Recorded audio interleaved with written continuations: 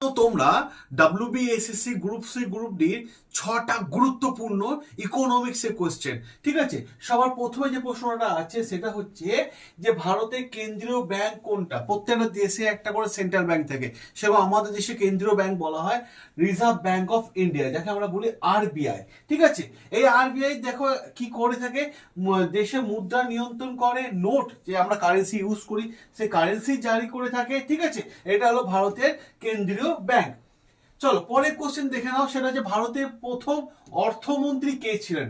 ভারতের প্রথম অর্থমন্ত্রী ছিলেন RK সোনমুখম চেট্টি, ঠিক আছে। এবার দেখো ইনি ভারতবর্ষের প্রথম অর্থমন্ত্রী যিনি বাজেট পেশ করেছিলেন, ঠিক আছে। কত সালে? 1947 সালে ভারতের প্রথম বাজেট পেশ করেছিলেন, ভারত আজাদ মানে স্বাধীন হওয়ার পর। অপর দিক থেকে দেখে রাখো জিডিপি, যাকে আমরা বলি গ্রস ডোমেস্টিক প্রোডাক্ট, একটা দেশের মানে টোটাল ইনকাম বলা হয়ে থাকে, ঠিক আছে। জিডিপি নির্দেশ করে কি? জিডিপি নির্দেশ করে নির্দিষ্ট সময় উৎপাদিত মোট পণ্য ও পরিষেবা মূল্য, ঠিক আছে। এই যে লিখে দেওয়া আছে, এটি দেশের অর্থনৈতিক অবস্থার প্রধান সূচক হিসেবে বলা হয়ে থাকে। অপর দিক থেকে ইনফ্লেশন, মুদ্রাস্ফীতি বলতে কি বোঝায়? মুদ্রাস্ফীতি বলতে বোঝায় দ্রব্যমূল্যে সাধারণ বৃদ্ধি, ঠিক আছে। যে মুদ্রাস্ফীতি মানে বাজারে পণ্য ও পরিষেবার দাম ধারাবাহিকভাবে বৃদ্ধি পায়, সেটাই মুদ্রাস্ফীতি বলে বোঝায়।